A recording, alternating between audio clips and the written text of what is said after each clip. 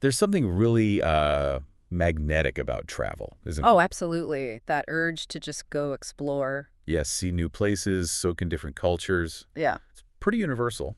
But then, you land, you step outside, and that excitement, you can suddenly get tangled up with, well, how do I actually talk to people here? Right, when language feels like a bit of a barrier. Exactly. And that's what we're tackling today. We're doing a deep dive into a great resource focused on travel English. Think of it like your essential phrasebook upgrade, packed with the really practical stuff for booking tickets, asking directions, handling hotels, flights, All the key all moments. the key moments. The goal here is to give you a shortcut, really, Yeah. to communicating confidently when you're on the move. And that's so important, isn't it? Because this is about getting that practical knowledge quickly. You don't want to feel overwhelmed. It's not just memorizing words, it's building real confidence. That's what unlocks those truly immersive travel experiences. Yeah, knowing just a few things can make such a difference. It really shifts your mindset from feeling hesitant to feeling, well, more capable. Okay, so let's start at the very beginning. Booking that adventure, Right. getting your tickets, whether it's a bus, a train, maybe a flight. Our source covers these common scenarios really well. It gives you these key phrases, useful at a counter or even online sometimes. Things like, I'd like to book a ticket to Delhi. Simple. Very direct. Or, is there a train to Jaipur this evening? If you need something specific. Mm. Asking about cost. How much is a one-way ticket? Or availability. Do you have any seats available? Standard questions. And if you have a preference, I want a window seat. And, crucially, payment. Can I pay by card or cash? And these phrases are great because they're so direct, efficient for those quick transactions. But, a practical tip. While cards are common, Mm-hmm. always be ready for cash only, especially maybe in smaller towns or for local buses, things like that. That's a really good point. Unexpected cash needs. Yeah, having some local currency just as a backup is never a bad idea, even for things you think should take a card. Smart. Our resource even has a little mini conversation example. Let's try it. Imagine walking up to a counter. Hello, how may I help you? Hi, I'd like to book a bus ticket to Indoor for tomorrow morning. Sure. Would you like an AC or non-AC seat? AC, please. A window seat if available. Done. Your ticket is confirmed. And that's basically it. See, what's really important, and the resource points this out, is just practicing these little exchanges out loud. It helps a lot. Takes it off the page. Exactly. It moves the words from your head to your mouth, gets you ready for the real thing. A little rehearsal builds significant confidence. Okay, ticket sorted. You've arrived. Bags in hand. Now what? Finding your way around. Yes, navigating a new city. This is where things get, well, potentially tricky but also exciting. Our guide has some excellent phrases for asking directions. Starting politely. Mm. Excuse me, where is the nearest ATM? A classic neat. Or, how do I get to the railway station? Maybe checking your path. Is this the way to the market? Getting a sense of scale. How far is the hotel from here? And the ultimate backup. Can you show me on the map? These are definitely your keys to independence, avoiding getting hopelessly lost. But here's something interesting, a bit of cultural insight maybe. Okay. In lots of places, especially outside big cities, directions often rely on landmarks, not always precise street names. Ah, right. Like turn left at the big temple. Exactly. Go past the blue building, then turn at the market. That might be more common than, say, go 500 meters. So don't hesitate to ask for a landmark if the street names aren't clicking. That's really useful. Hmm? Easy to get fixated on street signs that might not even be there, and these interactions can be super quick. Like this example, excuse me, how do I get to City Mall? Go straight for about 500 meters, then take the second left. It's just on your right. Thank you so much. You're welcome. Simple. But what if, the directions come too fast or they're complicated? Good question. The material really highlights two lifesaver phrases. Could you repeat that, please? Essential. And can you speak slowly? Yes, crucial. And the politeness in those is key. People are almost always willing to help, especially if you're respectful and show you need a beat to process. They'll usually adjust. Absolutely.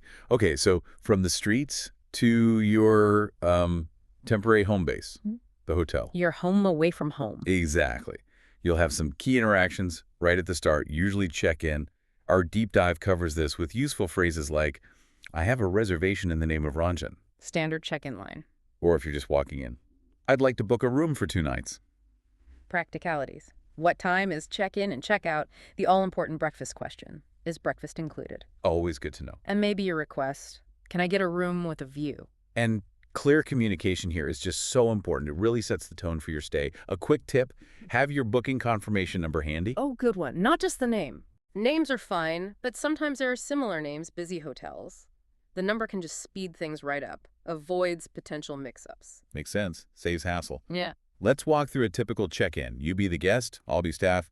Welcome to Sunshine Hotel. How can I help you? Hi, I have a reservation. It's in the name of Niraj Kumar. Yes, sir. We have your booking right here. Here is your room key. Breakfast is served from 7 a.m. to 10 a.m. Great, thank you. And what time is checkout tomorrow? Checkout is at 12 noon. Please just let us know if you need anything at all. See? Pretty straightforward. Simple, direct English usually works perfectly in these hotel scenarios. Cuts through confusion. Gets you settled in faster, whether you're in a massive city hotel or a little guest house somewhere. All right, next up, let's talk about flying. Taking to the skies. Ah, air travel. For lots of people, the airport and the flight are big parts of the journey itself. So what English do you need there? Well, the guide gives us key phrases for the airport itself, like finding your starting point. Where is the check-in counter? Then showing your pass. This is my boarding pass. Finding your gate. Where is gate 12? Essential navigation. Planning your time. How long is the flight? And getting comfy. Can I get an aisle window seat? And knowing these phrases really does help lower the stress levels. Airports can be, pretty chaotic. They really can. Knowing what to say helps you move through it more smoothly. Oh, and a quick note on seats. Yeah. Sometimes the flight attendant might ask slightly differently, like, would you prefer aisle or window? Or near the aisle for access, or the window for the view. Ah, okay. So be ready for variations. Yeah, it just helps make sure you get what you actually want without any confusion. Good tip. Yeah. And then once you're actually on the plane, interacting with the crew is simpler with phrases like, excuse me, can I get some water? Or perhaps, can I change my seat? If possible, yeah. And checking progress. How much time left for landing? And a super common interaction, the meal service. Sir, would you like veg or non-veg? A veg, please. And could I get a bottle of water, too? Sure. Here you go. Thank you. See? Quick and easy. And it comes back to something we keep mentioning, politeness. Definitely. Especially in any kind of customer service situation, like on a flight. A please and thank you, they go such a long way. Shows respect, smooths things over. So true. Okay, so we've covered booking, directions, hotels, flights, lots of specific phrases. But what's the bigger picture here for you, the traveler? It's really not just about memorizing lists, is it? Not at all. Our source material emphasizes something really liberating. Confidence is more important than perfection. That's the key takeaway, I think. You really don't need to be fluent to make yourself understood. If you get stuck, don't know a word, the advice is simple: smile, use gestures, or just clearly say, I'm learning English, or please speak slowly. Exactly. And building on that confidence piece, the source talks about the magic words. Ah, yes, the classics. Please, thank you, sorry, and excuse me. While confidence gets you speaking, these words address the way you interact. In many cultures, that approach, that politeness, can be just as vital as the words themselves. A confident, might land differently than a softer, excuse me, please, depending on the context. Good point. Reading the room culturally. Right. These magic words kind of bridge any linguistic gaps and honestly just foster better human connections, because ultimately travel really does open your heart and mind, doesn't it? And knowing even this basic travel English helps you connect with people everywhere. It enriches the whole experience. Massively. Far beyond just, getting from A to B. Yeah. It's about those interactions, those shared moments. That really is the passport, isn't it? That connection.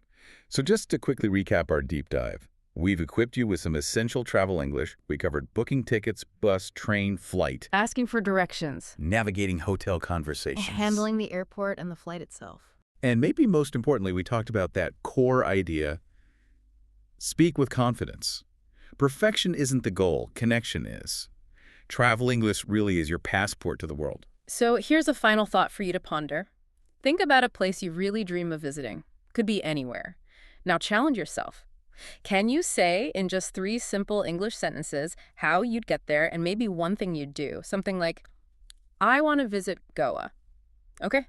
I will book a train ticket. Simple enough. I will stay at a beach hotel. Nice.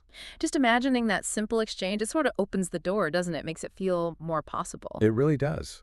We hope you embrace that journey. Learning languages, exploring new places, keep going Keep exploring. and keep learning. We'll see you on the next deep dive.